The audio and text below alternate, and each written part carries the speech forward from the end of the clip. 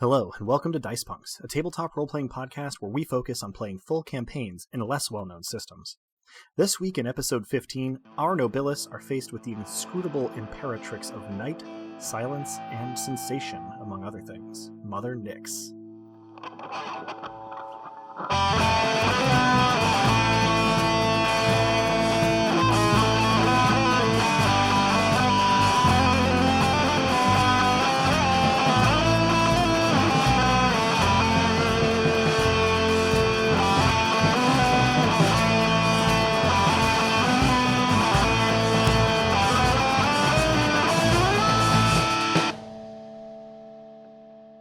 Hello and welcome. I'm Adam, your friendly neighborhood game master, and joining me are...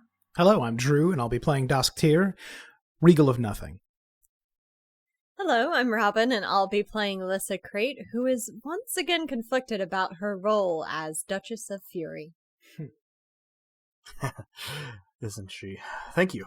Before we get started, let's briefly recap any character stat growth and the events of the previous episode for ourselves and our listeners. Did anybody spend any XP this time? I think I'm still saving up for not a rainy day, but a day in the future. Yeah, they're all pretty rainy, I guess. You haven't been having too many difficulties with the language, which would probably be the big thing if you were going to spend somewhere.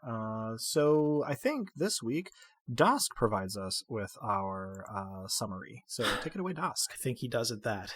Well, we'd had a contentious conversation with Apatia about exactly what had been done to the people of Diamacor and to what end and at what price, and then she was long gone, communing with Nyx, and at that moment, Kilada was beset by a cat the size of a horse and the temperament of some cats, but dangerous, more dangerous given its size. A woman shouted, "Let her go," at the beast. Before becoming a beast herself, I kept them apart and kept the combat non-lethal via a judicious application of nothing. The cat, it turned out, was a 6-year-old girl, which made the non-lethal nature of the combat a tremendous relief. We met an old man named Ermat who told us about the law of serenity and the disavowing. If I'm honest, I only understood scads, being dead on my feet from the journey and half in my cups due to the journey. Anyway, we met Unella and Ebi, that would be the former wolf and the former cat respectively, the next day. They seemed none worse for the wear, but worse things seemed to be happening. We bathed. Finally. Thank whichever god turns out to govern baths. And then all at once we found ourselves tasting sound, hearing color, crisscrossing every sense with every other in the manner Apatia said she does when she communes with, well, speaking of gods, and available ones at that, with Nyx. And that's where we join our players. Thank you for that lovely summary. You all, the two of you are each in a bath in sort of separate little cubicles, I guess. But the inn has more or less been put at your disposal. Ormet being very impressed with your safe return of Onela and Imbi. And you are enjoying a bath at long last when suddenly you could feel tastes and hear sights and see smells. And if this is what Apatia lives like all the time, it's no wonder that she was moved fully to tears by the oasis that was Dosk's aspect of nothing. Because it is immediately extremely overwhelming. This is the point where if you were getting Mott's attention, you might expect to hear a booming voice or be driven to your knees. But this just carries on. You each probably spend a minimum of 30 seconds just figuring out what happened. What are our reactions then?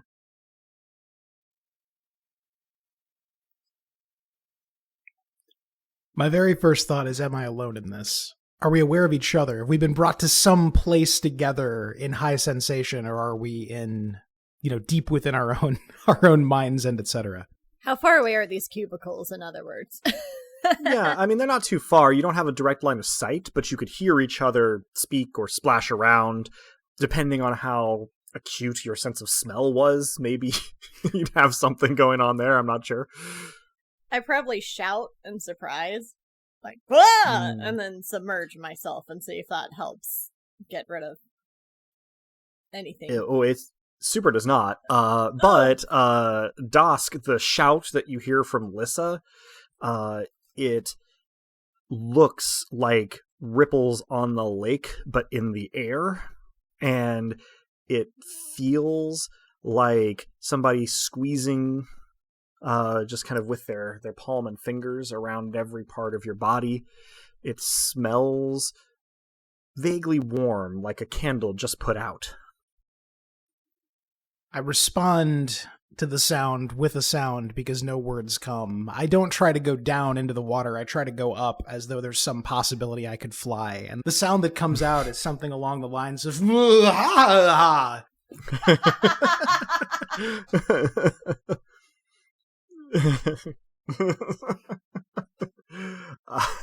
Very well performed. Lissa, you don't hear the full sound, but you can taste the ripples it makes in the water of your bath as you are sort of scrunched down into it as much as your large frame can be. You can also, in addition to feeling where your skin on skin touches as you curl up, you can taste yourself. You can hear the feeling of your arms brushing along your legs. It is too much. Can I dampen this with nothing? In some miraculous way so that I can compose myself before speaking to what I think is close to us? You may certainly try. This would be a creation, I assume? Yeah, I would say this is a lesser creation of nothing, because it's fully local to me and perhaps my bath. Okay, so yeah, my next question was going to be, are you trying to... I'll get you next if this works. So... That would be a level 4 miracle for a lesser creation, which is free to you. Has always been, in fact. Are you gonna put any penetration on it? So I'd be... That's an interesting thought. So if we're interacting with Nyx directly, I'd be attempting to penetrate a deity. None of this demi-deity stuff that is the realm in which we play. Jeez. This would also be a very difficult foot to get off on with a deity attempting this. I'm really just poking at what's possible at this point, and I'm thinking out loud because dear listener, I don't know what's possible. But 2 penetration is the most I can do without spending miracle points, which I don't have domain miracle points at the moment. So is that not? I think you can only spend 1, right? Because a lesser creation is level 4, and you are at 5 domain. Oh, you're quite right. I was looking at my miracle points. Yeah. Okay. Thank you, Hollyhock God. So back to this other god. Yeah, I think I'll go with the one that I can and I'd see what happens. I'm not expecting this to solve my problem. I need to know what will happen because I need to have agency, if only for a moment. Mm-hmm. So you try to create a dampening bubble of nothing around yourself, and you know how a fingernail sounds on a chalkboard? Right. Imagine if you could hear, see, feel, taste, and smell that sound, as well as having it originate from your soul, where it's vibrating against someone else's soul. You don't pass out, but it is a near thing, and certainly due to the fact that you are A, recently rested, and B, ennobled. You do sort of fall backwards in your tub. There is an inexorability. You don't have the bright glow, even when looking for it, that you would get from a fellow nobilis, but you have never come across an Octoritas this strong. It's for the best that I didn't include you in this misadventure. I take a moment to compose myself and almost certainly make another tremendously undignified sound. This one higher and sharper. We need a performance of it.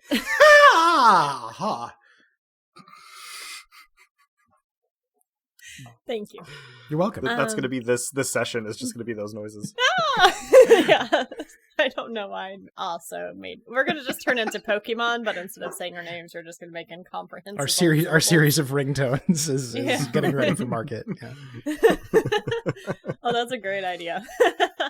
Once I realized that being underwater is not helping, though, I kind of like the way I smell, I guess.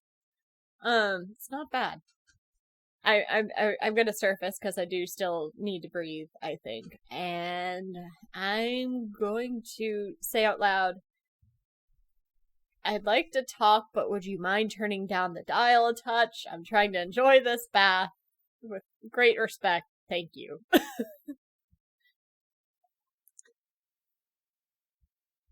When you finish speaking, there's a beat where it seems like nothing is happening. And then the colors of everything around you go a little bit wonky. They kind of like swirl with an iridescence, like something slicked with oil, and then solidify into just the wrong colors. If you've ever, as a modern analogy, seen somebody working on digital art and use high contrast colors to be able to see all the little elements of their illustration, you get sort of that for a moment, where everything is the wrong color and garishly the wrong color, only it's not limited to sight. It's happening to all of your senses simultaneously. Your skin feels like carpet, your hair like scales, the air around you feels like pudding. Just everything is wrong. And then it bleeds away over the next 3 or 4 seconds. Is it better once it bleeds away, or is it still overwhelming? It's still overwhelming, but it is comparatively less upsetting. I don't know if that's a yes or a no. Hi, nice to meet you. I'm Lissa. So this would actually be a pretty good time for a roll. I am going to give you an option, and I think I know which way you'll go, but you can try to interpret this communication with either knowledge plus lore or sense plus empathy. I have to go with sense plus empathy, because that's a 3 versus a 2. Yeah, roll your 3 for sense plus empathy.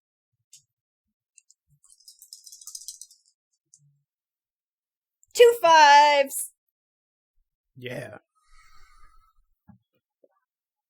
You sort of take a moment to gather your wits, and your mind kind of races through some half-formed thoughts about how this would work as a form of communication, and that seems like it's got to be clearly what it is. If Apatia could communicate with Nyx this way, she's been very clear that Nyx doesn't communicate with words, but rather with these kind of sense things.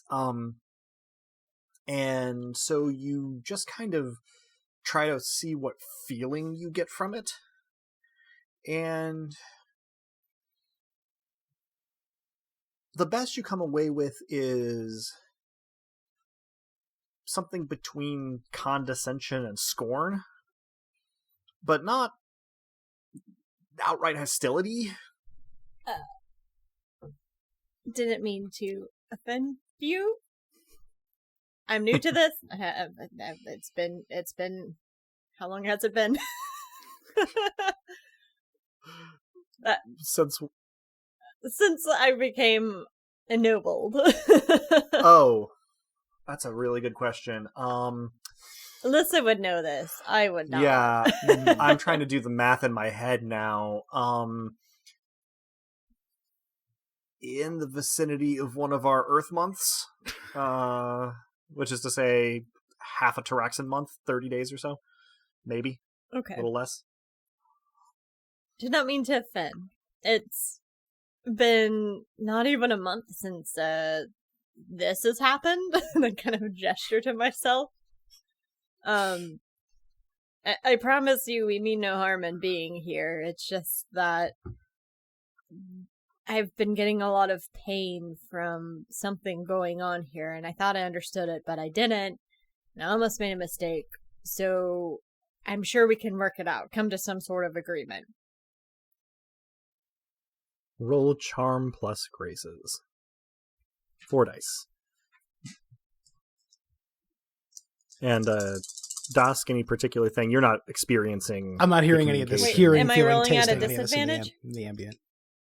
Oh, I'm sorry. That was 5 dice. You're right. My mistake. Arithmetic is bad. It's okay. No, you are hearing what Lissa is saying out loud, but Sure. not experiencing anything else. Gotcha. No, I do. I know exactly what I'll say, but let's I hear got this 2 roll 5s first. again. Sure. All right. 2 5s.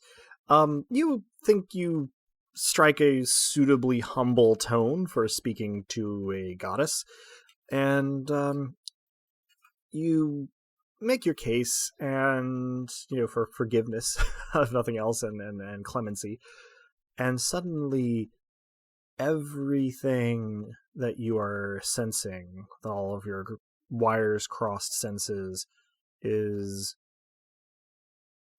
about 70% more pleasant.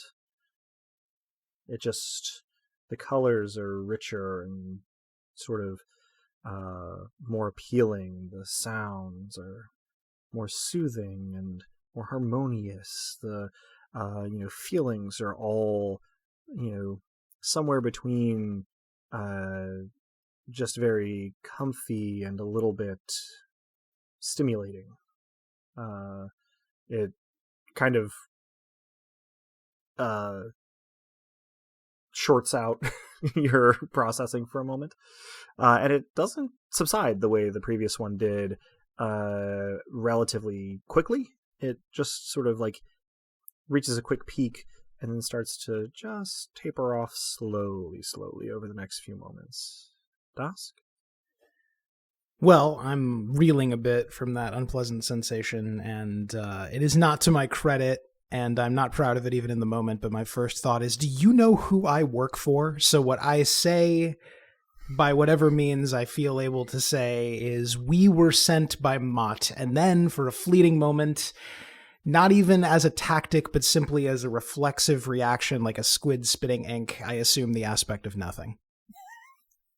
When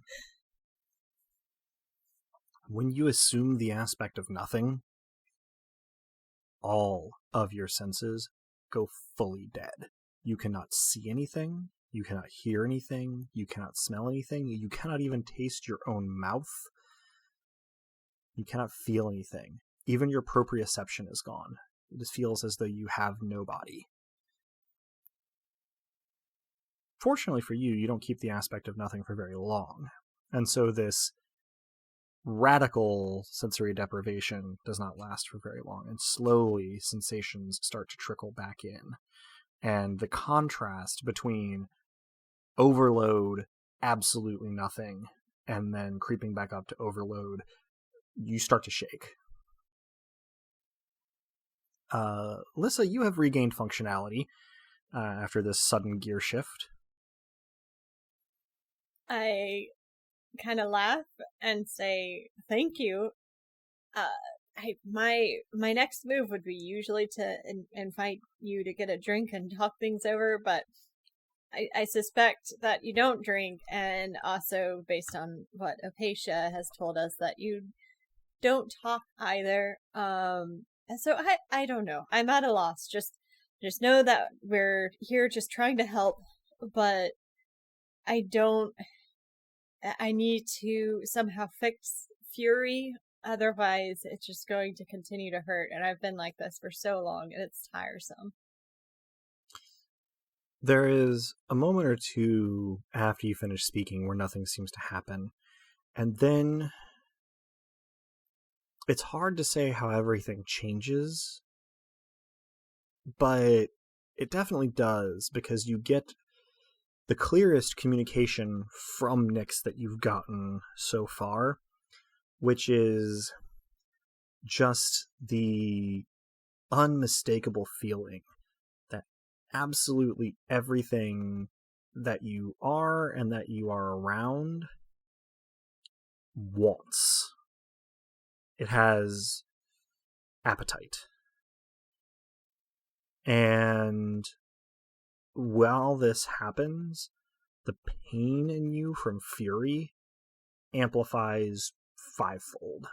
And you're not actually aware of splashing back into the tub on jellied legs, but when the sensations mellow out and you regain a sense of where you are sort of on your back, splayed, kind of in and across the tub, partially submerged with water sloshed kind of everywhere. Dosk, presumably you hear this fall, but if there is anything in particular that you are getting up to before or in response to that, this would be the time. Before that, I'm probably just still recovering from my second extremely unsuccessful attempt at détente. But when I hear it, I start to try to stagger toward it and see if there's something I can do to help. Okay. Yeah, as you are moving, you taste the wood beneath you through the soles of your feet, and you can, smell the door frame as you put a hand on it, and you can hear what your hair looks like slicked with water. It's dizzying, but you do sort of make it around the side to the cubicle, and you see Lissa just sprawled in the bath as though she was, struck down by the hand of God. And she's only just starting to kind of move her head a little bit. And right around the time, Lissa, that you regain your senses, and Dosk, that you are able to sort of check on her, you know how a fire alarm has like a strobe light and a piercing sound? Mm. Now imagine if everything that you could perceive had those kinds of sort of attention getters, kind of emitting from it. Dosk, you stay upright because your hand is still on the door frame. And Lissa, you find when you sort of regain control of yourself that you have used your hands to cover your ears and your forearms to try to cover your eyes, sort of within that. And the total synesthesia slowly bleeds away, and you return to your normal senses, which is both a relief because you are no longer struggling just to exist, but also leaves you feeling weirdly oblivious, like you're walking around with your eyes closed. Your ears are definitely ringing. My first thought, once I can have a thought, is that in, my disorientation and my sense of danger, I never said anything about grabbing a towel or anything, so I duck behind the doorframe and say, "Are you all right? Are we all right? Are you all right?" Did that happen? I'm assuming from the noises it happened to you too. I don't know. That was really a lot. Yes. I am an idiot. I had an instinct to fight back, and that was foolish. I had no chance. I've never felt anything like that before. I take it you, not an idiot, attempted something more diplomatic. I mean, I asked her to get a drink, but I don't know. I suspect that gods and goddesses and godettes don't drink. But she entertained the offer. It would Yeah. seem. The bath is pretty much ruined for both of you. I'm afraid to say. That's somehow the bitterest pill of all. after days of travel. So, I suppose as we're comparing notes, I say she never let me go. Granted, that may have been largely my fault, but it never got easier. Did it get easier for you? It got easier. And then I don't know. It just I don't know what she thinks of us. I don't think it is necessarily bad at this point, but I'm not sure what to make of that exit. I told her a bit more than I've told anyone here about what's going on, but if anyone can help, it would be the goddess, I guess. Stands to reason.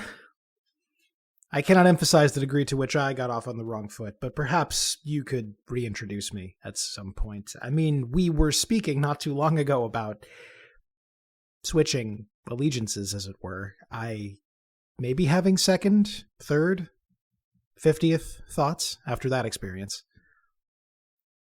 I noticed that Dusk is being very modest by hiding behind the door frame, so I just kind of haphazardly drape a towel over me. Success may vary. It's unclear what's holding the towel up. When I kind of start kind of walking in the direction of where Dusk is, but very noisily, so he knows I'm coming. And it's worth noting that the Diamakor are generally smaller statured, as we've established. So Ornette gave you 4 towels, but it's not like they all fit neatly together into a towel Voltron that can stay seamlessly on you. Oh, my kingdom for a towel Voltron. This became a full Hot Springs episode so suddenly. We finally got the Hot Springs episode. You've been waiting for it, listeners. You've been clamoring. It's here. You've been clamoring, I assume. I have not checked. I assume. Yeah. I kind of make it loud that I'm intending to eventually come where I can make eye contact, because it feels weird just shouting at him, and I'm not especially modest. Right. But I mentioned, hey, like I know you tend to be better with these moments of diplomacy, but when I talk to her about the fact that my domain is kind of under attack from whatever's happening here, everything around me felt like want, and then it hurt again. Speaking as a diplomat, albeit one who recently failed rather spectacularly, it sounds as though that point may be, to her, non-negotiable, which puts us in a very difficult situation. Yeah, I was afraid you were going to say that. I feel like our best chance, and I know how this sounds, our best chance of getting a clear answer is to speak to Apatia again. I step around the corner and kind of raise my hand, so I'm like shielding my eyes from Dusk respectfully, and be like, yeah, I agree. I have at this point found a towel and I'm attempting nonchalance, leaning against the door frame, but not hiding myself completely, but not, not successfully being as at ease as Lissa. This is probably not super relevant, but it occurs to me that Dusk running over to check on Lissa after her fall probably is the first time you've gotten more than a very piecemeal look at the snake tattoo as well. I didn't think about that. Like I said, it may not be the most important detail here, but I think it's the first time we've had an opportunity to fully describe it during the podcast. Shall we then? So, I mean, what does Dusk see, and what is he polite enough not to mention, but definitely not slick enough not to stare at? So this snake tattoo stretches across her entire body. You probably noticed that from your previous encounters with me that there's 2 heads. One on the side of my head is docile in appearance and more colubrid, so non-venomous. And the one on my hand is slit-eyed and triangular in shape, so a more venomous serpent. But now you have a good look at where the heads join, so they belong to the same snake. And its body coils down my waist, down a leg, and then around the opposite ankle like a shackle.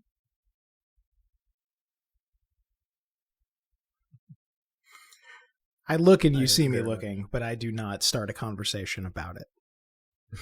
Should I roll in some way to see how much of that I know as far as which snake is venomous and which is not? Okay. It doesn't probably matter at the moment. I'm going to rule that It's pretty obvious. It's honestly pretty obvious. Fair Even if you don't know anything about snakes, you probably can tell from the artistry that one is threatening and one is not. Fair enough. And snakes are probably the third or fourth thing on my mind at this particular moment. So, yeah, things being a bit crazy.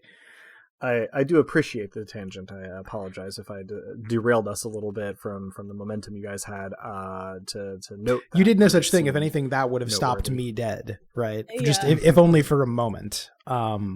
Maybe not as long in real in-game time as it would have taken to describe that, but certainly it would have been hard not to notice. I catch Doss staring and don't realize it's the tattoo and just whack my eyebrows on him.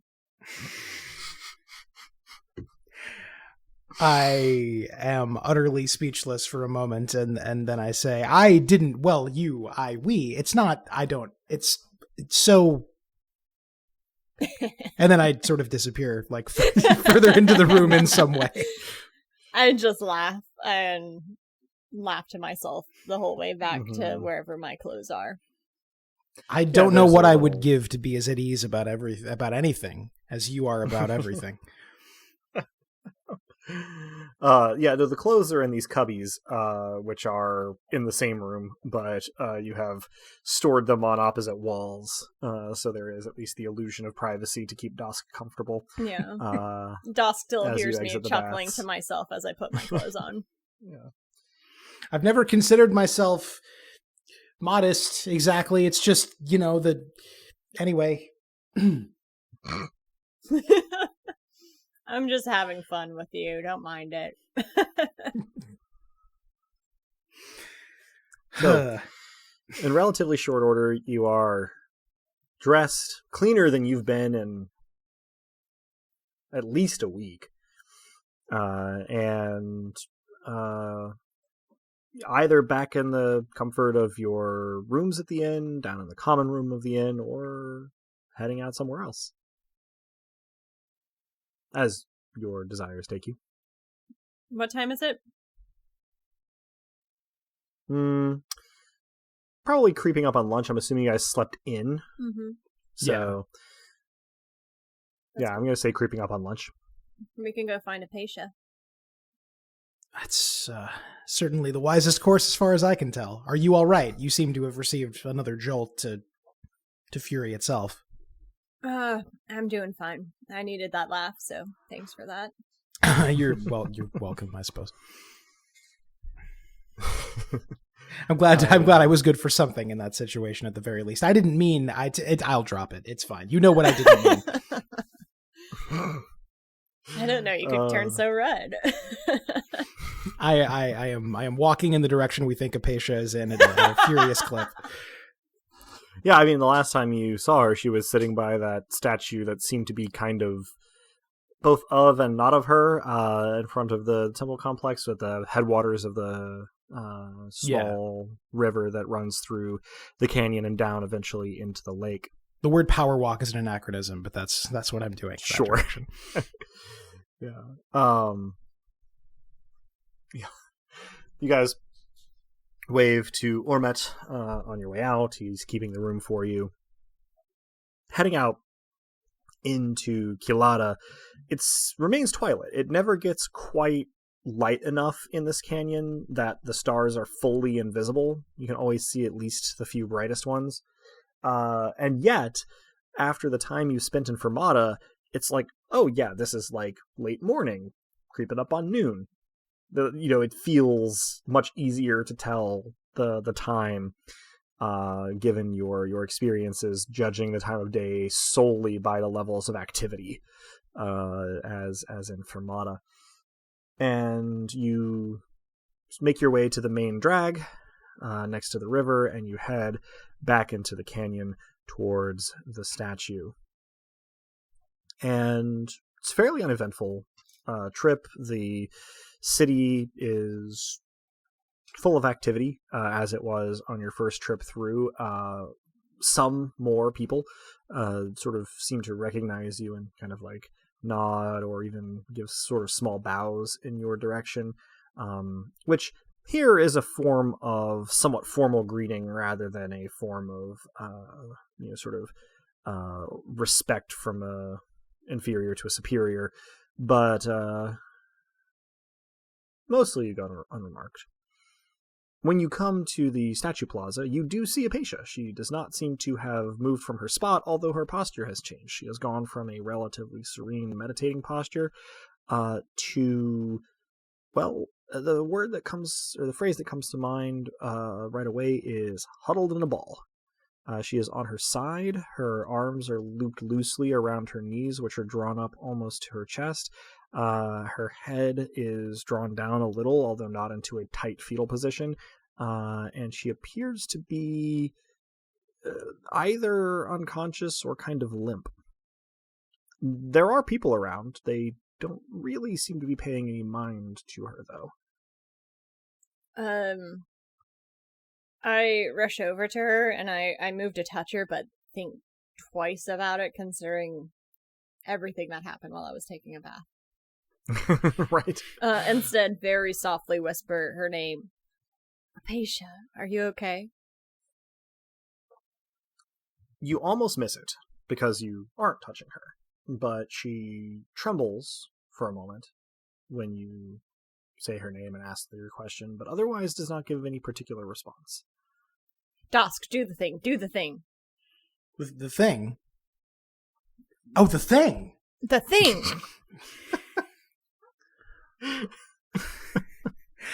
I lean down directly in front of her, and I make an attempt to get her attention gently. I'm also reticent about touching her, but maybe I do just a bit, and I assume the aspect of nothing.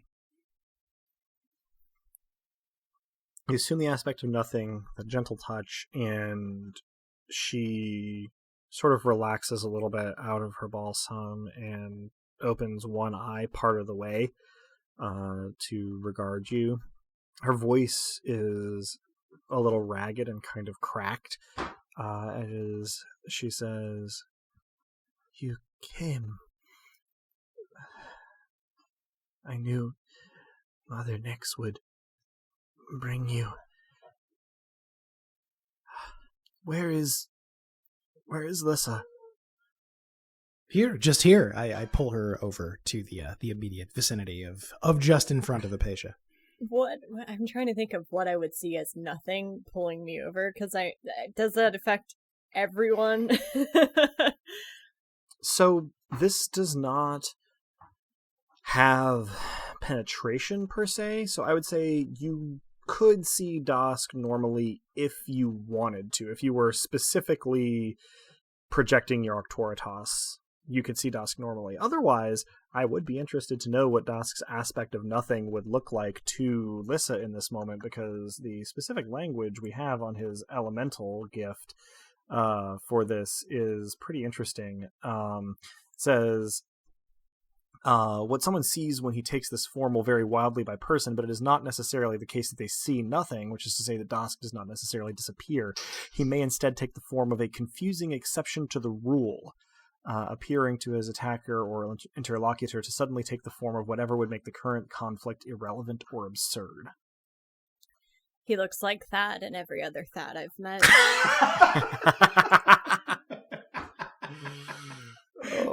A null set. And I have to squint at him for a moment to, without realizing, and I project my toric toss and I can actually see him. And then I kind of shake it off and say, I'm here, Apatia. In the moment before you shake it off, you see me give you a look that says, unmistakably, "Do you lift?"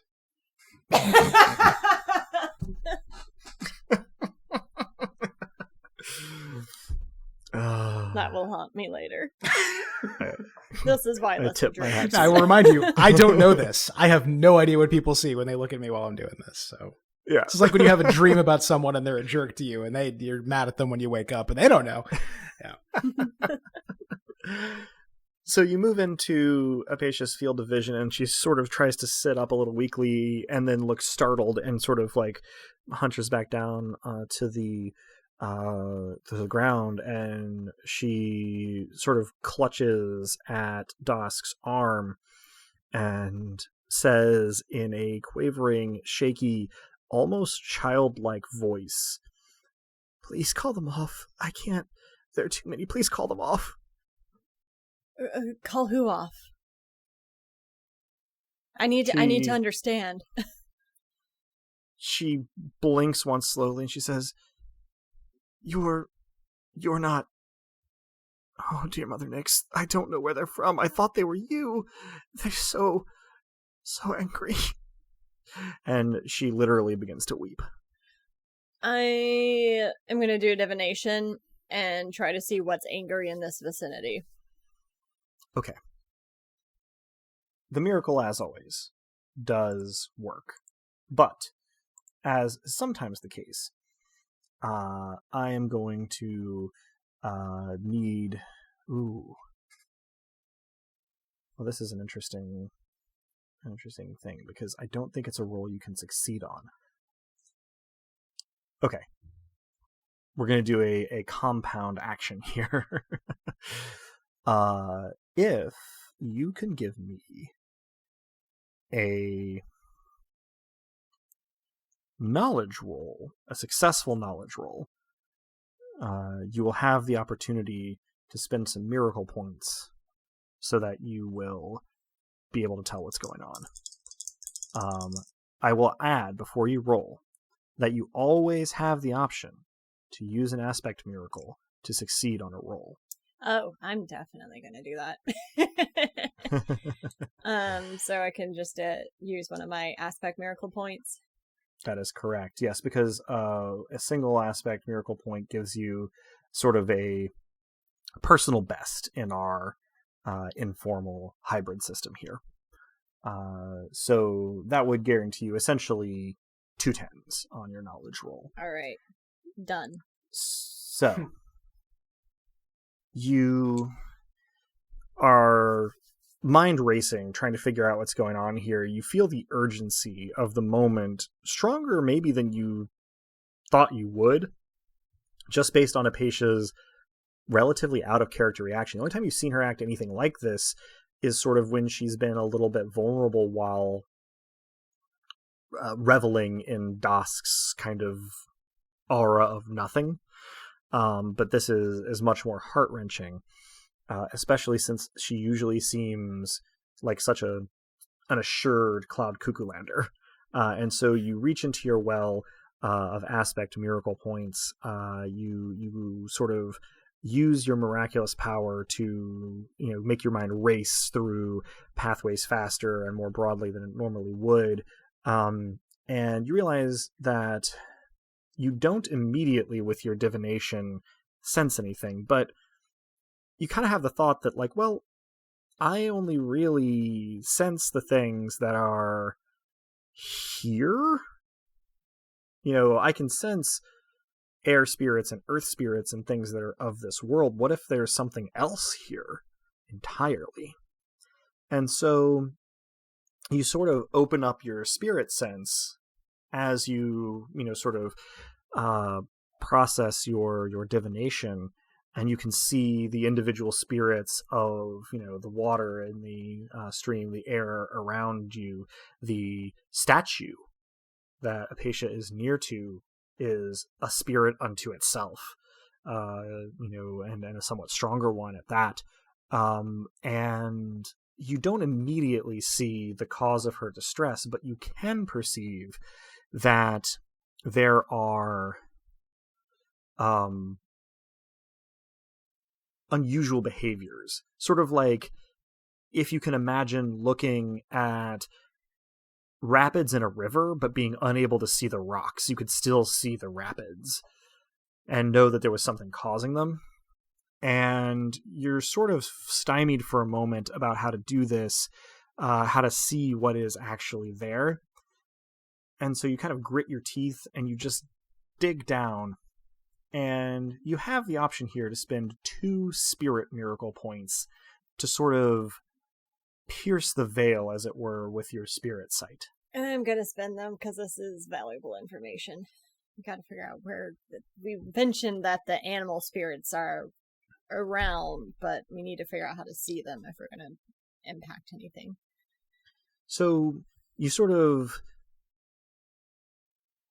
If you think of your spiritual presence as a flame, You are brighter than you've ever been. You are an incandescent flame when you allow yourself to shine brightly, and you simply pile a little bit more onto the fire and then push it out to illuminate the space around you. And you actually, your mind sort of makes the metaphor for it that you burn away the veil between this world and whatever awaits the spirits of people when they die. And suddenly, you can see the rocks in the rapids. Thick in the air and in the ground around Apatia are figures like the statues that you passed on the way to Kilada. These animalistic people. And while they don't seem able to touch her, they give every sign of making a terrible racket and raking their claws and their fangs and their spines along the edges of her Octoritas, menacing her in every way they know how. You see people with boar features, people with stag features, people with wolf and bear and cat features, even some with shark features, some with bird features of various kinds. There are an uncountable number of them, not only because there are a lot of them, but because they sort of, well, they don't take up physical space. They overlap a lot. They move in and out of one another, beyond and past one another. You don't have the tools in your mind or in your senses to see them clearly, but at a conservative estimate, there are thousands. There is nowhere in a 360-degree arc, in a sphere around you, that you can look and not see them, although it's probably only the ones that are closest to Apatia that are causing her distress. And now that you can perceive them, you can feel it. It's not fury as you know it, but it tingles your sense of fury.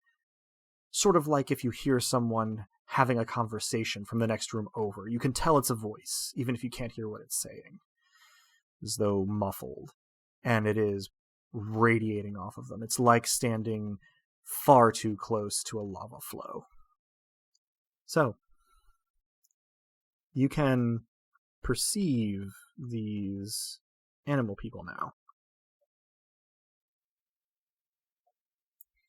I'm going to...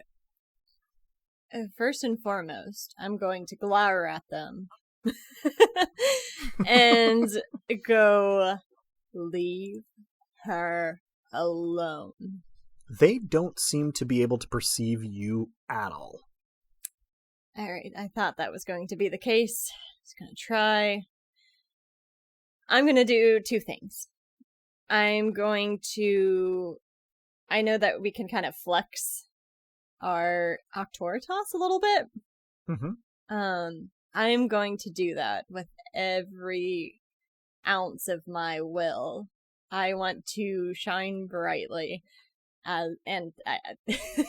My title in retrospect isn't much good here, because on my character sheet, my title for spirit is Flaming Hot, so I want to be as flaming hot can be. Okay, alright. No Cheeto was ever half so flaming hot. I'm just the powder you lick off your fingers, baby.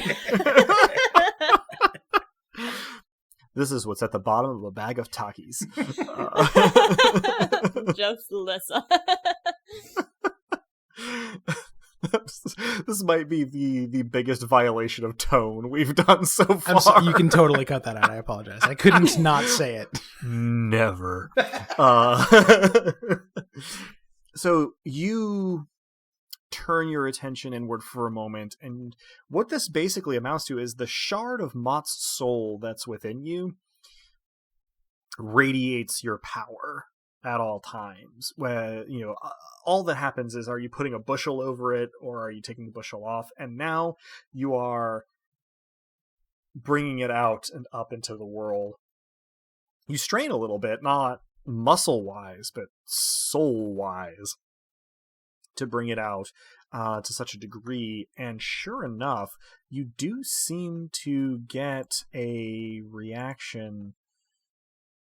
It doesn't seem as though these spirits can see you, but they can see your radiance, or sense it somehow, because they start to sort of ripple away from you, and their attention, while it remains on Apatia, is not as undivided.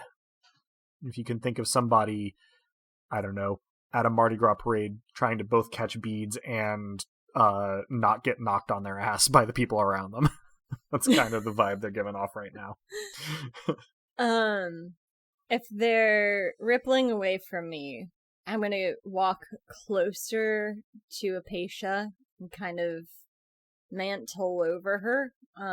If there's a way for me to kind of stand over her. Mm-hmm. And I think it might be a ghost miracle. But I'm going to perform a ghost miracle where I project the sensation of animalistic fury, and it transitions through a few different things. The primal rage of a bone or a wolf cracking into bone and breaking through sinew. The blind fury of a grizzly bear provoked and protecting its cubs. The frenzy of a shark upon catching the scent of blood in the water, and go through every single form that I see with an eyesight on these animalistic spirits. Okay. I have two things here. First of all, what is Dusk doing during this? That's a very good question. So do I, when she flexes her Auctoritas, can I see, feel, sense, smell, taste, touch that?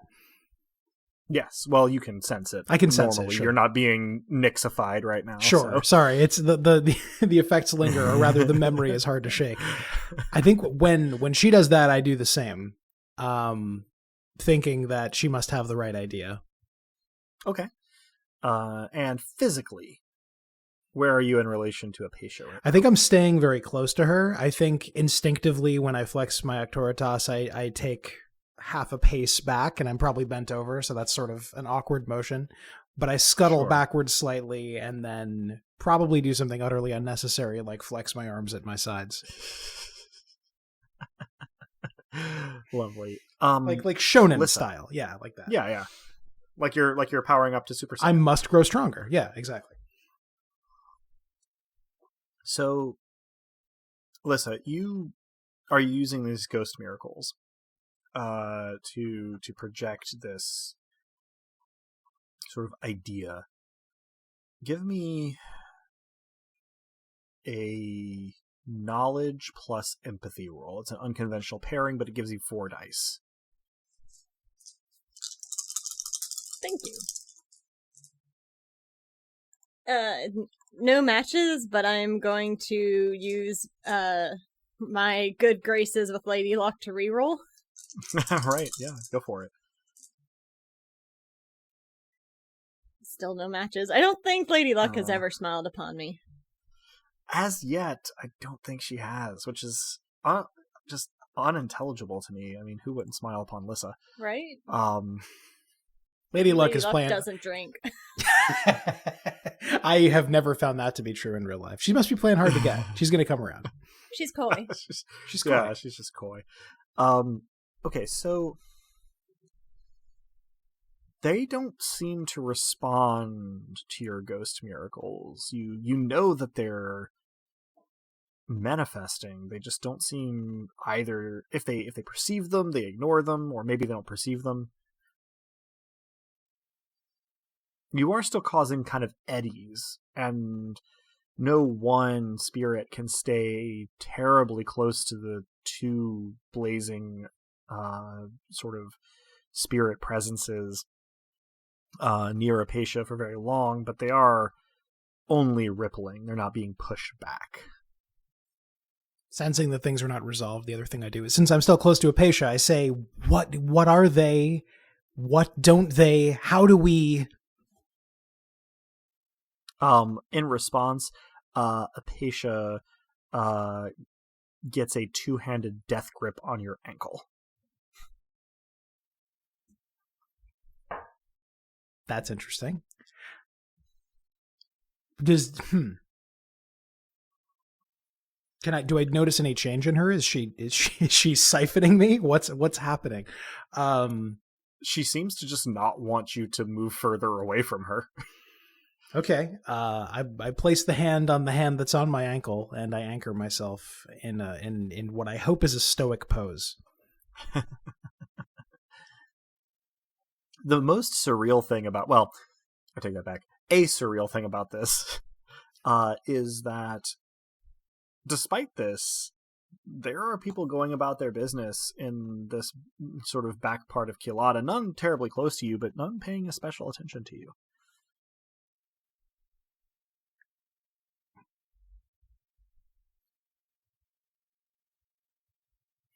I still can't sense these things at all, right? Like I know Lissa's Correct. dealing with something, but I have no way to know what. That is correct. You can see the responses that Lissa and Apatia have. Sure. To various actions. And Lissa, you can still perceive these things, and you've reached something of an equilibrium where they sort of cycle in and then out and then in and then out and kind of like an eddy kind of towards you. They're not directly antagonizing Apatia quite so fervently as they were, thanks to your presence. But yeah, they don't seem able to, for whatever reason, they're not responding to your ghost miracles. If I use my sight, what do I see? If I see beyond the physical world, you see the spirits of the world seemingly normal, except for disturbances among them that you can't really account for. You have to assume are made by this, whatever Lissa is seeing. Sure. I still see the rapids, not the rocks. I gotcha. Correct. I am going to look down at Apatia and say, I see them now, but they're not responding to me.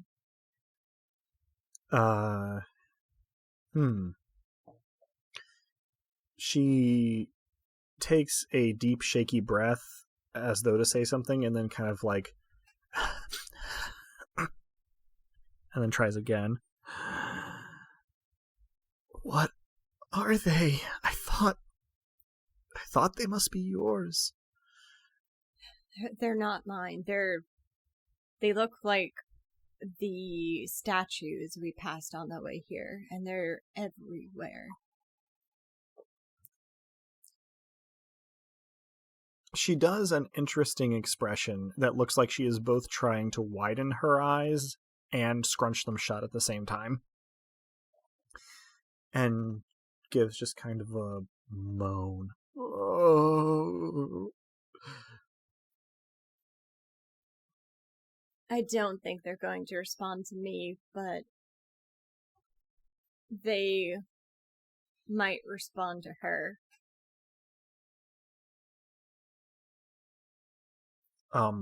Apatia seems at first like she has not understood you.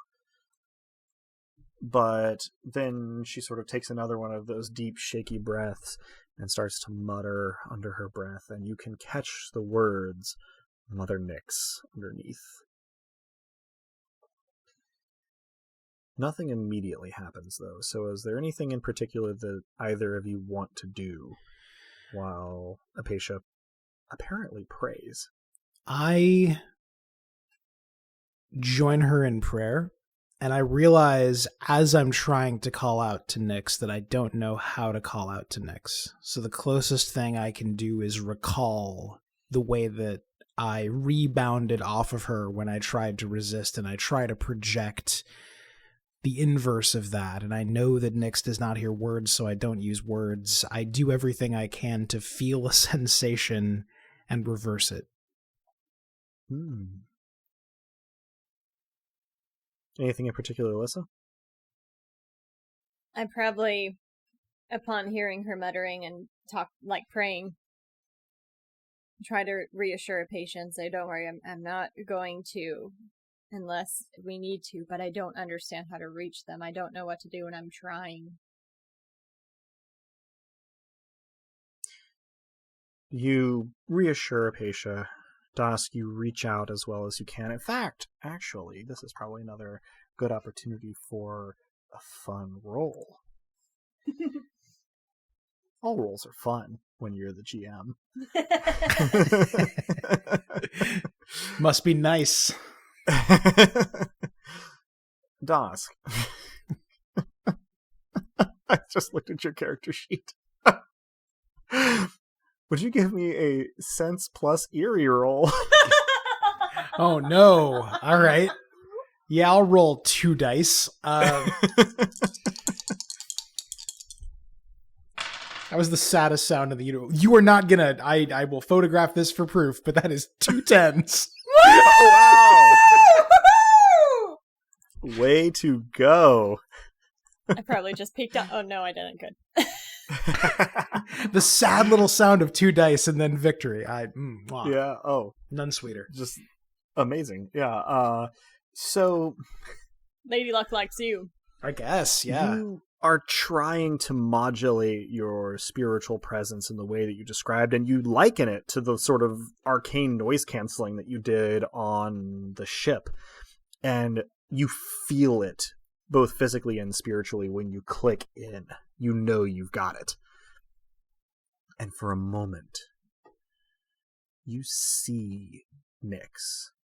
It's not as though this might date this comparison might date this episode. It's not as though you see the tall lady from the new Resident Evil game in front of you. It's nothing quite so mundane, but you are in a twilit city, and you suddenly perceive, any given place you look, the presence of Nyx. The stars are in her eyes, and the darkness is in her hair and clothes. It's uncanny, to say the least, but she is heartbreakingly beautiful. In fact, you come away from your moment of insight with the deep conviction that Nyx and Diamacor are not two things. If Diamacor is the body, Nyx is the spirit. And the awareness sort of passes. Your mind can't contain it and everything else you need to pay attention to. But before it passes, you do feel her drawing closer.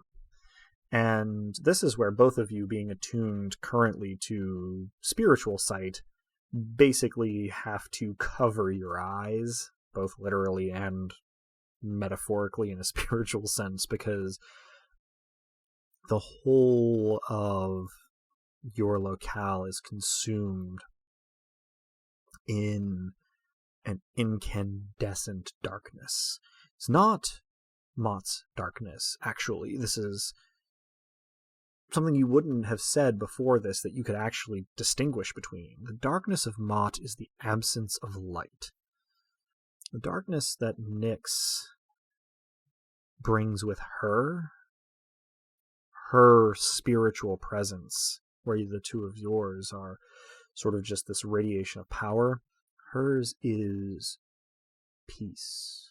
It is every sense of a night spent sitting in a comfortable chair under the stars in the quiet, hearing only the muted sounds of nature around you, watching the excruciatingly slow wheeling of the stars through the sky, where every sound seems to come softly and from far off, where there is nothing to see except your own body in the night sky, where there's nothing to feel except restfulness. And Lissa, the spirits of the departed that you've been seeing wilt. They don't leave. They just shrink from sight. And once you can't see them anymore, the veil is replaced. You're seeing the spirits of the world rather than the spirits beyond this world now. Fortunately, the total synesthesia does not return, and Apatia immediately goes slack, and a beatific, if somewhat wan, smile appears on her face as she loses consciousness. Nyx's presence only lingers for a moment or two, but you are left with the distinct impression of, well, the phrase that comes to my mind is royal gratitude. Nothing so humble as a thank you, but your valiant service is recognized, perhaps. And then Nyx's presence departs. At the last moment of Nyx's presence being perceptible, I do my crude best to project an appropriate reciprocal thanks. I imagine a scent that smells the way it feels when someone brings you a beverage you didn't know you wanted until you received it. I imagine a sight that looks the way a perfect field of grass after a rain smells. And that's the best I can do, so I hope it's good enough. I release a breath I didn't realize that I was holding and fall to my knees right behind Apatia, and then just exhale a thank you out into the universe and hope that Nyx senses it. And with that, Nyx's presence is gone, like sun and wind in the morning scattering the fog of nighttime. And you're left in a not exactly bustling, but not exactly vacant temple square, with an unconscious, limp, and clammy Apatia with a wan smile on her face, sprawled on the dark stone of the plaza. Well, I'm gonna pick her up. It is, even by your standards, shockingly easy. She weighs almost nothing. Is she breathing? Yes.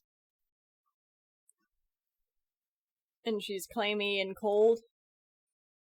Clammy, yes. Cold, no colder than she was the first couple times you touched her. Okay.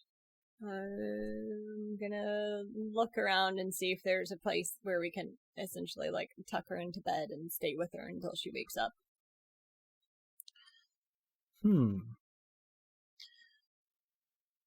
Unless she has quarters in the temple, there are no inns or hostels or wayhouses close by this part of town. I'm going into the temple. Okay. You carry Apatia and walk on into the temple. I would assume here that Dusk is following. Very much so, yeah. Okay. You stride into the temple. Nobody takes particular notice of you until you're a few steps in. The temple itself is an interesting construction. We've already discussed how it's very unique from the outside. But the entryway, and there is only one at the ground floor, is grandly embellished, but actually quite small. It's not really any bigger than the entryway to your mansion back in Fermata. The decor, however, at a glance, it's hard to tell at this distance if it is silver or chrome or platinum, but the night sky is replicated in the arched vault of the ceiling. The whole thing is carved out of the rock. There is wooden furnishing, but none of the structural elements are brought in. There are statues on either side that are kind of abstract, but vaguely human in appearance and extremely graceful. Their proportions are kind of wrong for humans, but in a way that is aesthetically pleasing. There are, at the end of this little entryway, sort of like there's a T-junction and hallways go off to either side, and then there are large oak doors with, like, burned-in designs that are, at first, thoroughly abstract, but then what you realize you are seeing are scenes, sort of almost tapestry-like, being depicted on the doors, but all of the figures are unsketched constellations. So, if you look, you can if you look, you can see that there are recognizable configurations of stars just as points rather than connected by lines and into illustrations and shapes. And if you can recognize the constellations, you can see how they are interacting with one another. But otherwise, it just looks like burned-in points scattered and dusted over these two large doors. There are two priests, acolytes, custodian stewards, you're not sure.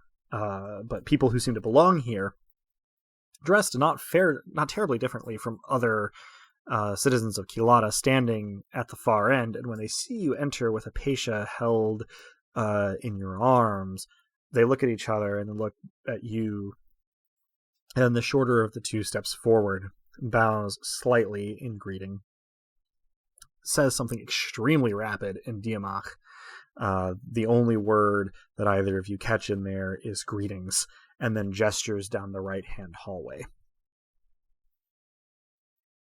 Good enough for me. Yeah, we go that way.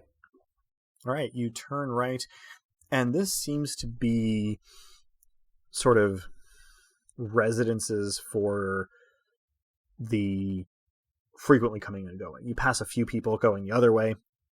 You see people coming in and out of doors, and it's relatively easy to spot Apatia's. It's all the way at the end of the hallway, which is quite a ways away. But the door itself is decorated entirely with stylized birds in flight, carved in relief and then gilt into the wooden door. And none of the other doors on the hallway are decorated in anything approaching this way. You open it, and very simple, not Spartan exactly, but certainly verging on sparse quarters greet you. There's a comfortable, if not amazingly large bed with relatively fine bedding, and a small but well-used writing desk, and then a window seat. And that's basically it, other than a wardrobe. I, gesture to Dosk, even though Apatia is light enough for me to shift into one arm, most likely. I'm not going to risk failing to support her adequately. So I gesture to Dosk to kind of pull back the sheets so we can tuck her in, and make a wry comment about how I've gotten way too good at helping unconscious people recover from whatever ailments have been occurring. It seems to be a new specialty of yours. Of course, and I'm pulling back the sheets as I say it. Yeah, you get Apatia into her bed, and she seems much less...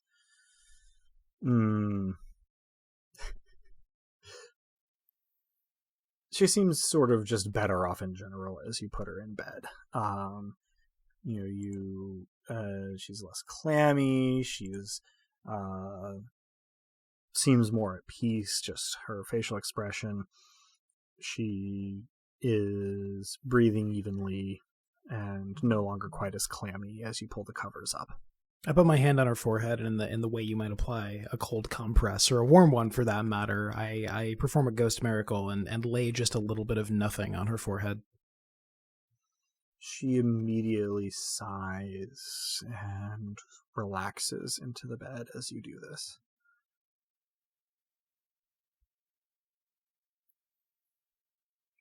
Well, I guess we've got nothing to do but wait for her to recover. During this time, I bring Dosk up to speed on what I saw and how many.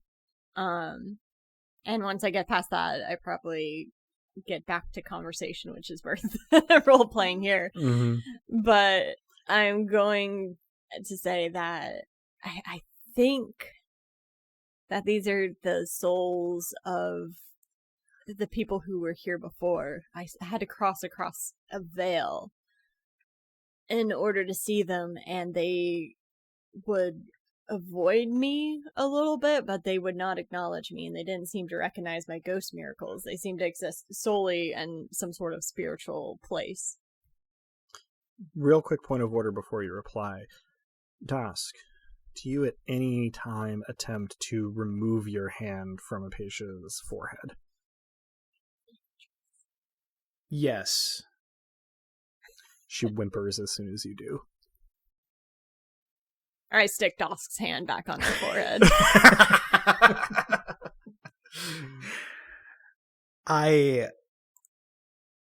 I look abashed, and I keep my hand there, and I redouble the nothing and ponder for a brief moment what that equation would look like, and then I ask, so these animal things, are they the things which, by being attacked, bring you under attack?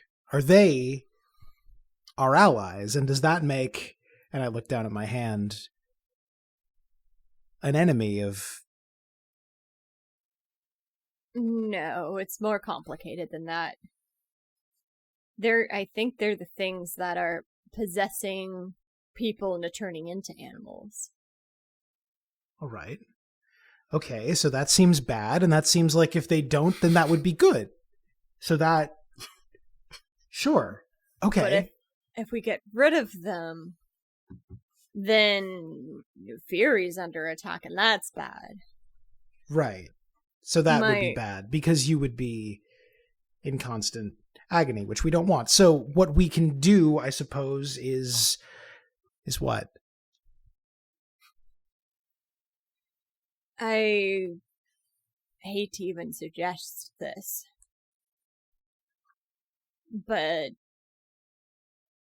Mavia, if they're looking for someone to control and incite into rage, I imagine she'd be like a beacon in the darkness, and she may find her appetite sated by them. It's a good idea, with the caveat that once Mavia is here, she's difficult to stop. Not impossible. We can't let her near anyone.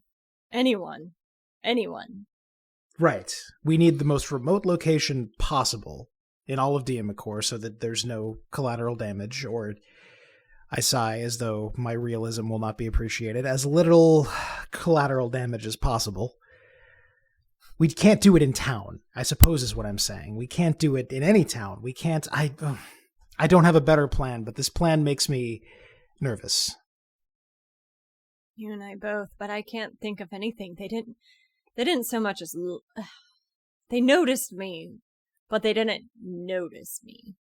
And you think they would notice Mavia? Oh, absolutely. You've seen what these animals act like.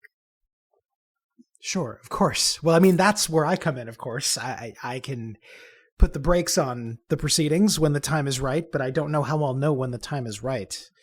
I can't even see, nor sense, nor smell, nor anything, these things, so how will I know when Mavia's had her fill? When she's had enough to thin their numbers? I don't know. Has she done anything in the past to give you the sense that there is nothing left? We've never let it get to that point, I suppose. The only time that I've not had to cease what she was up to was when she met a match. And then I couldn't have stopped her if I tried, but luckily I didn't have to. I wrinkle my nose as though I could distinctly taste the sirens again.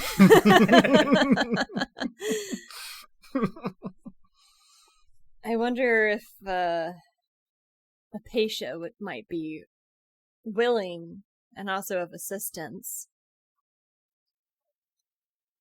I don't want her to see me that way, but she does seem to have a way of calming the giant creature, so maybe she could be of use with Mavia. That seems reasonable. The two of us together, certainly. I mean, if I've done it by myself before, and if she's got the abilities that she has, then sure, yeah. Yes. I try to sound more confident than I feel. You feel Apatia stir under your hand for just a moment, and by the time you are looking down at her,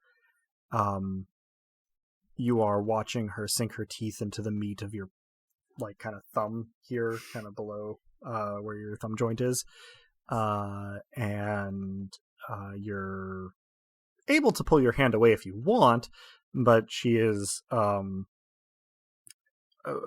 seems to be settling into relatively happily just kind of lap down some of the blood from your hand. My arm tenses, but I do not pull my hand away. Usually you ask for consent with that sort of thing. She does not seem to be awake, so... I agree with you in spirit, most certainly. I think we're feeding a sleeping person, and this is a novel situation. I'm not clear on what my expectations should be. She still seems to be... Should I worry that she's going to take it all? I'm still worried about that. Did she hit an artery? No, I mean, not yet. I mean, if you start to feel lightheaded, let me know and I'll intervene. But if you're comfortable with it, by all means. I can't remember the last time I was comfortable, but this seems fine.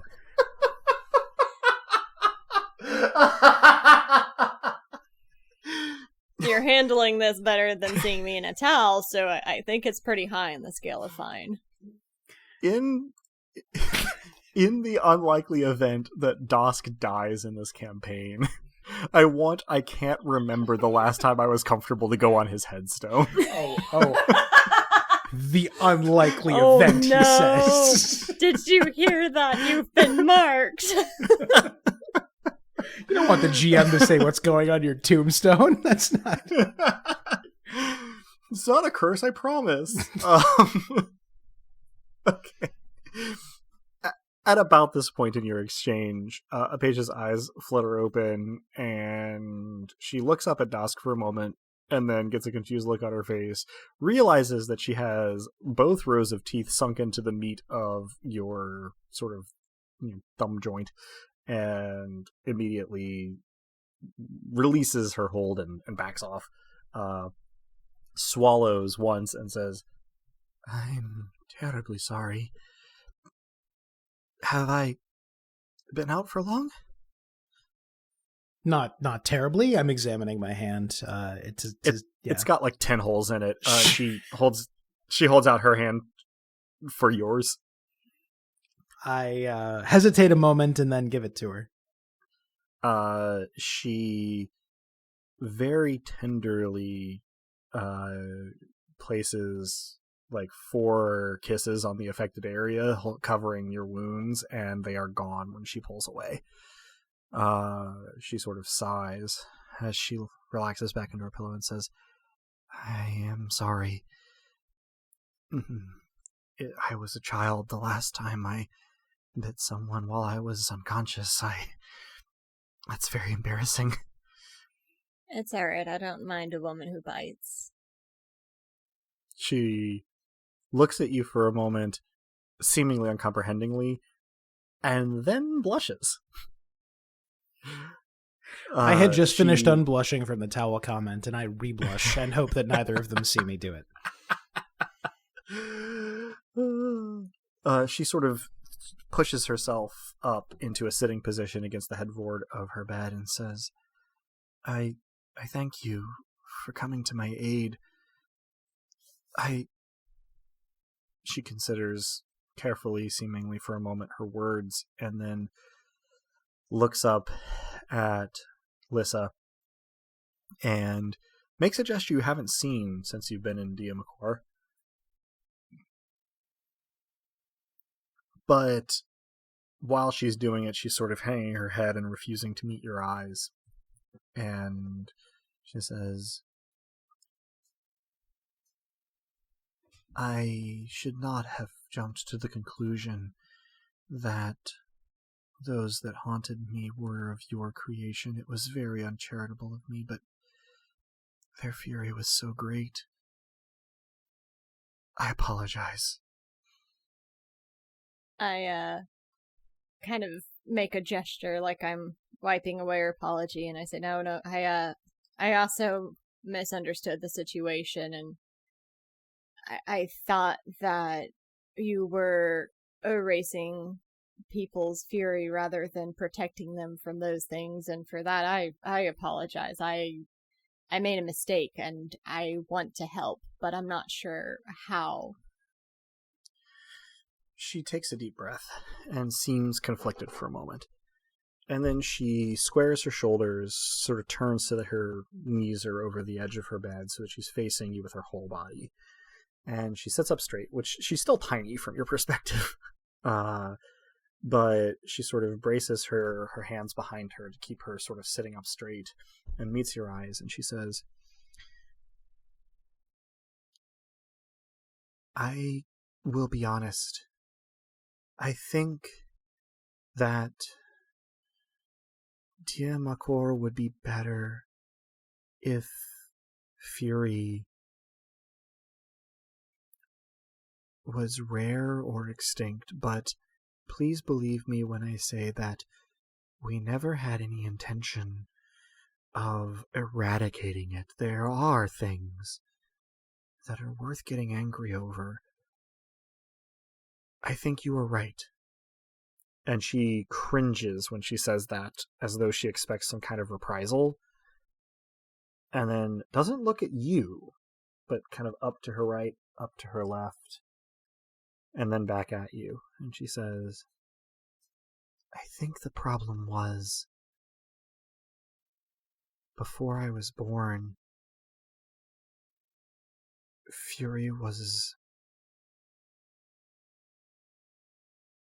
celebrated. I think that we're better off now that it is merely felt and often discarded. But I would be lying if I said that I knew why these transformations were happening, or why whatever they were coming after me. She clasps her hands in front of her and looks down at them and then says, I have been Mother Nyx's envoy to the people of Dia Makor for a very long time. It has been only me. It is hard for me to imagine needing help, but she looks over at Dosk. Your presence, well, and she blushes as she looks down and says, it's hard to be without now that I know what it's like. And she looks over at Lissa and she says, and you have insights into the problem that we're having that I could never hope to match. I hope that we can solve both of our problems. But I will admit that I do not understand. I thought, well, clearly I didn't understand. If you can help me to get to the bottom of this, perhaps everyone can get what they... She starts to say want, and then closes her mouth and sets her jaw and says, everyone can get what they need. And then slowly grins a sharp-toothed smile at the two of you. I smile back at her, and I say, believe me, I'm not a fan of fury and don't celebrate it myself. But someone I really admire told me that it's okay when the fury's directed in the right direction. And I think those things are the right direction. She nods once. She takes a deep breath and says, "My apologies for attributing whatever was happening out there to you, Lady Lyssa. Do you know what was happening?"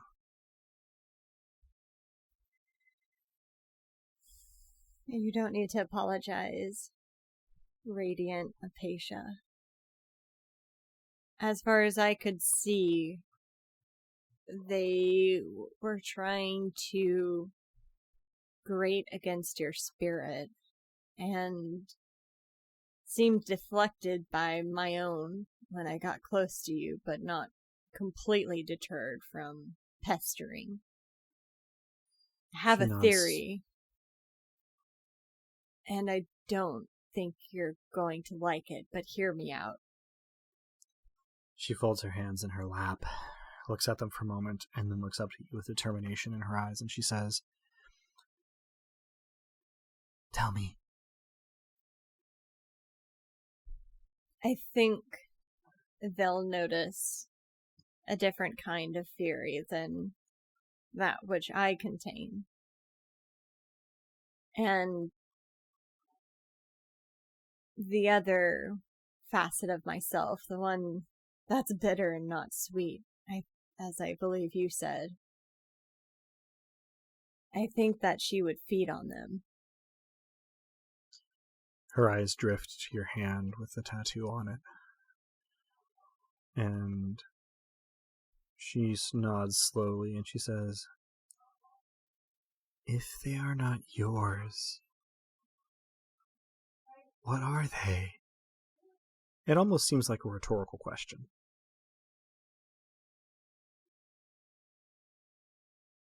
"You said they looked like the statues. Is that right?" That's right. She leans back, seems displeased, and she says,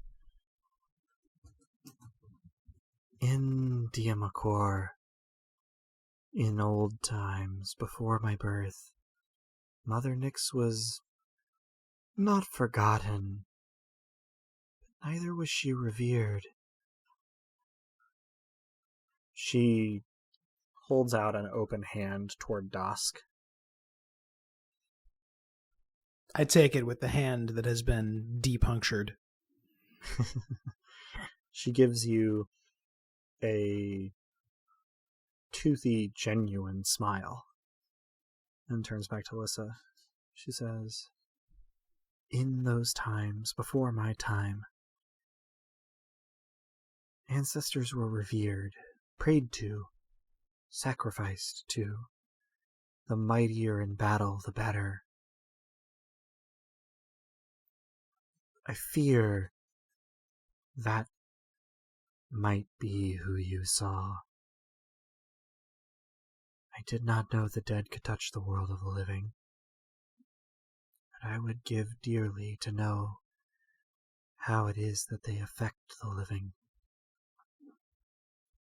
She looks thoughtful for a moment, and then holds your gaze, Lyssa, and says,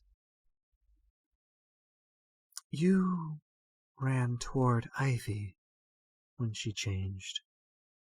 How did you know where she was?" I felt her.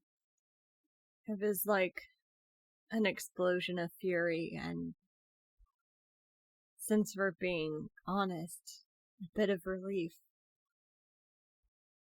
She grimaces slightly, but also nods, and says,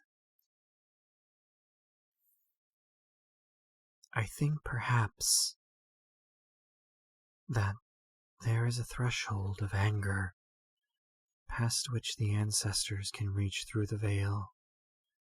Perhaps when someone becomes angry enough, well, you've seen what happens." She takes a deep breath and she says, "Humans are going to get angry." She glances left, glances right, somewhat furtively, takes another deep breath and says, "The law of serenity puts paid to the feuding and the vendettas of the past. But it also repudiates the ancestors. They were celebrated because of their fury. They were celebrated because of their murderous rage." She tries really hard not to sound venomous on those last two words, and fails. Her hands have balled into fists at her sides. She stands, shaky at first, and then somewhat more solid. She says, "But I can understand why they might be angry, and why they might seek anger in turn." She looks up at the two of you and says, "I will certainly need your help. I am the Lady of Sensation. I can feel... I can feel so much, but I cannot feel other people's emotions for them." She looks at Dosk and says, "Your presence gives me a clarity that I never knew I could have." And she looks at Lissa and says, "And you are able to see that which I was unable to see. I don't know how to placate the ancestors. I don't know how to keep them in the afterlife where they belong. But I hope that we can discover the answer."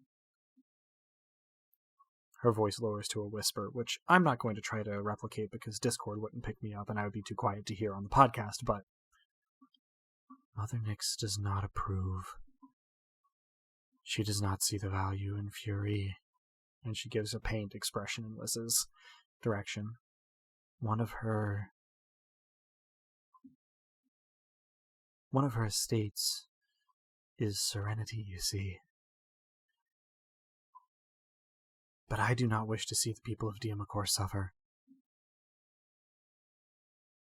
And I would ask for your help. I cannot promise anything in return.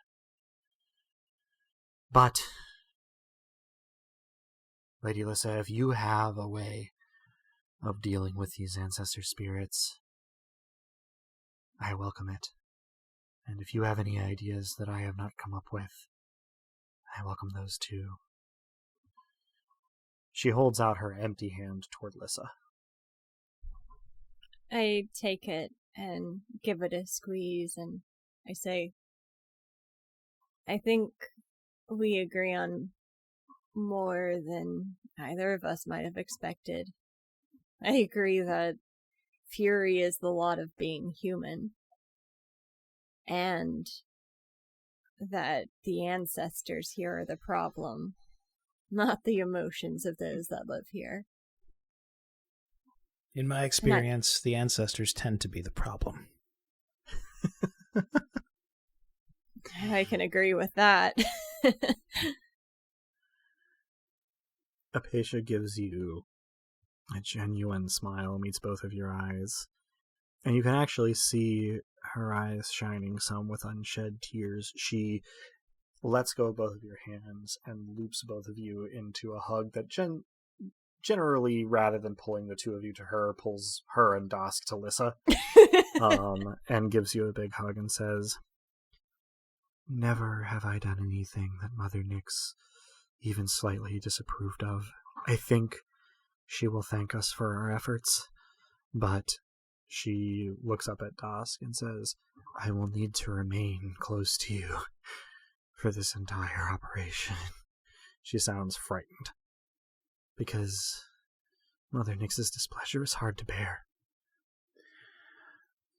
I've found this to be true in my brief experience interacting with her, and in my only somewhat less brief experience being what I've become. I've found that gods only care about results. If we can do this, I don't think your Mother Nyx will care a bit how you did it. Her eyes widen and she says, Mother Nyx, yes, she drew you to me, of course.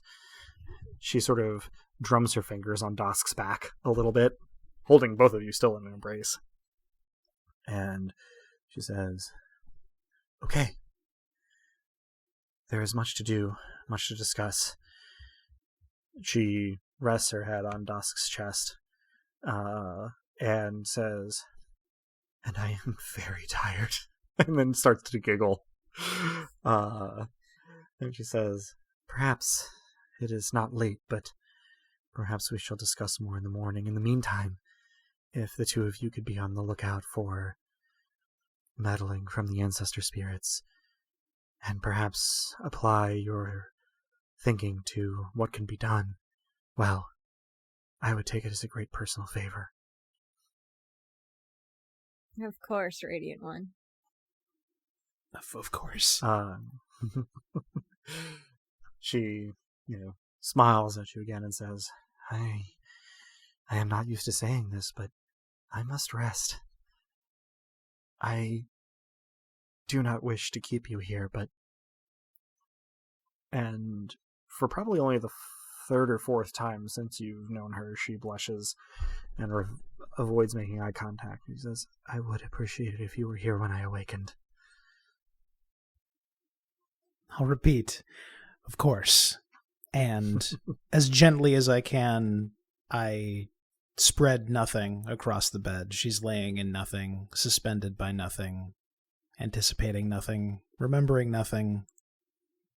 Pure nothing envelops her, if only for a moment.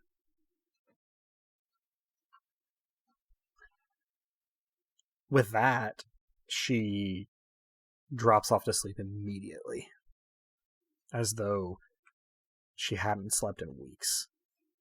My promise to be there when she wakes dies on my lips, and I'm still responding to that when I look at Dosk, look at Apatia, and then just turn and kind of walk out of the room awkwardly.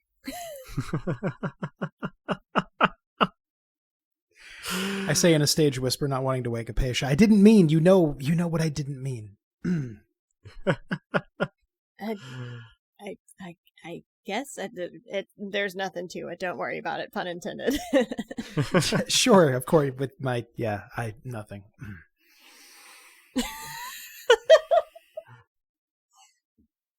So would I be correct then? And Alyssa leaves Dosk watching over Apatia.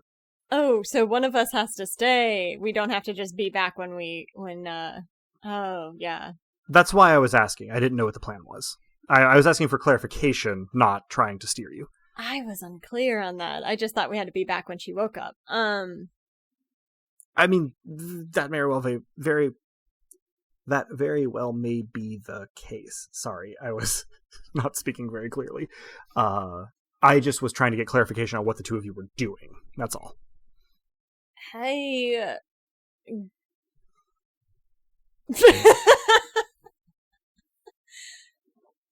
I was thinking that we're gonna go just step foot outside the temple, maybe see if there's a spot with a good vantage point, and see what we can see.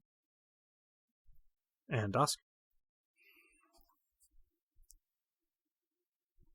We have no real way to know how long she sleeps. She may have never slept before. I can't imagine any harm in stepping outside for a moment. Okay. And as we're walking toward the outside of the temple, I say, we've never discussed it. The darkness, the nothing. It isn't darkness even. It's nothing at all. It brings her comfort. But I know you and she. I mean, you with everyone. I mean, and everyone with you. Ramnet is waiting for me, and she's entrancing. We both know that. It's not, but you can. I wouldn't. It's not that I. Oh, hold on, me with everyone? Well, I mean, everyone interested, which is, in my experience, most people. It's not a bad thing. It's just, okay, look, on some level, perhaps I think, leave some for me, but that's not the point. The point is,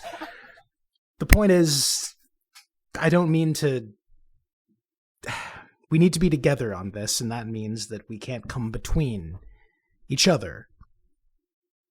So Yeah, you're right. And if you ever want me to leave some free, all you gotta say is just, pull me aside and ask me to be your wing woman. I don't doubt you'd be very good in the part. I haven't wanted for anything. That's my point. It's just, she's different. We've never met anything like her. I'm still not sure what it is she's like, actually. Did she say born?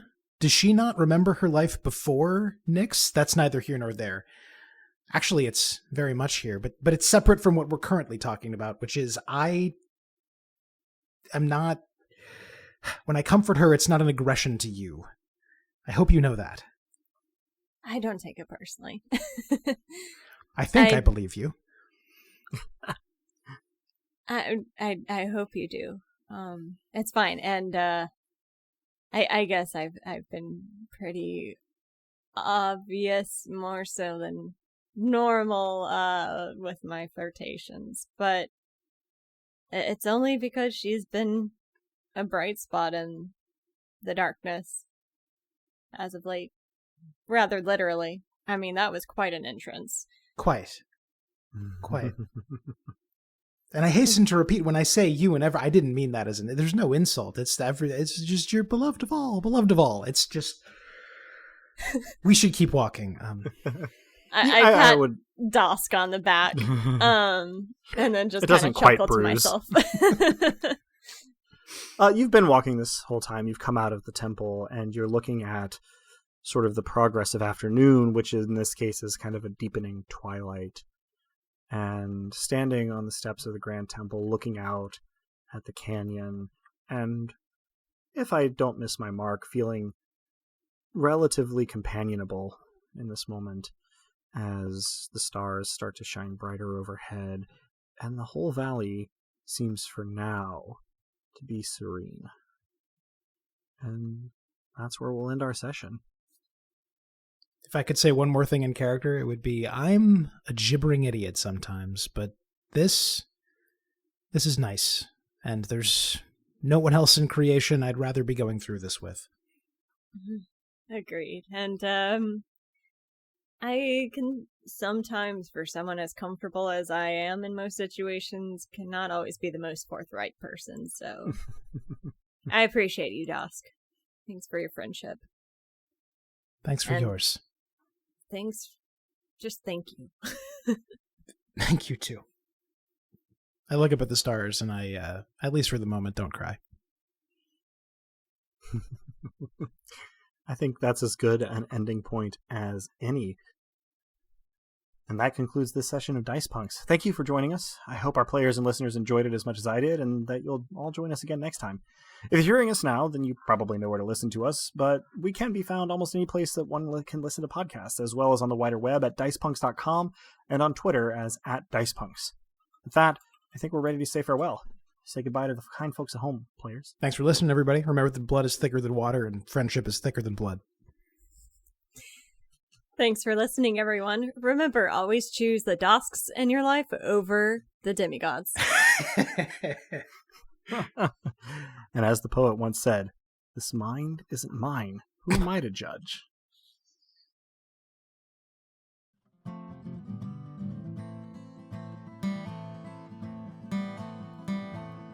Thank you, dear listeners, for tuning in, and stick around through the admin stuff. There's a bath-related Dask fact waiting for you at the end of it. The songs in this episode, Theme of the Dice Punks in its acoustic version, were written and recorded by the Regal of Nothing himself, Drew. Cover art is by Joanne, illustrious spook mistress of our Halloween one-shot. Site design and graphics for dicepunks.com are by Robin, the player behind Lissa, the irrepressible Duchess of Fury. Rain and the one-roll engine it runs on were created by Greg Stolze, whose work can be found in, well, a frankly astonishing number of cool places, but I'll point you toward gregstolze.com.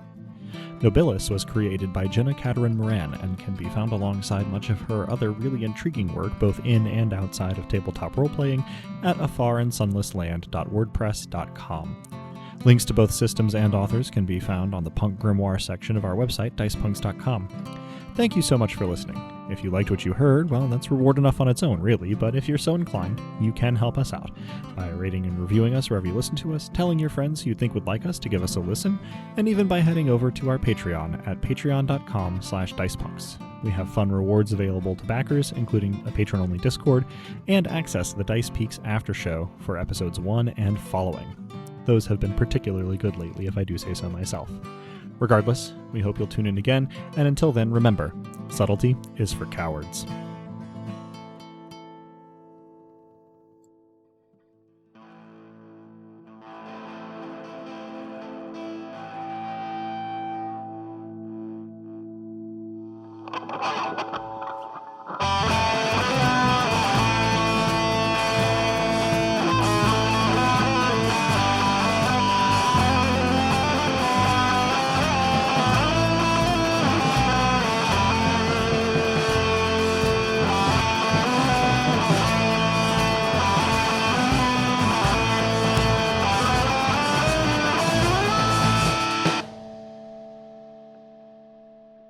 Let me tell you about what is now the second worst bath I ever had. The day I arrived at the confluence, I bathed in the sea, as, I was told, was the custom of the Aleph devout. Vruta and I went in together and came up briny, chilled, miserable. But not to worry, we heard, for now we'd been anointed in the sea and a more pleasant bath awaited inside. I was alone when I saw my bath, and I didn't see steam, and I didn't feel heat radiating, but I was cold and I was tired, and I didn't believe that the cruelty that was to come, so I didn't believe until I was submerged that this, too, was ice-cold seawater. Because all water is just water, you see, an elder brother bursted in, grinning. This is a lesson, I said, horrified, shivering. Everything is a lesson, whether you learn from it or not, he smirked in response. I became obsessed with learning whether this was in fact an Aleph ritual or just a cruelty by a very strange man, and no record of it existed, and I did hear, once, an elder brother refer to it as the Vruta bath.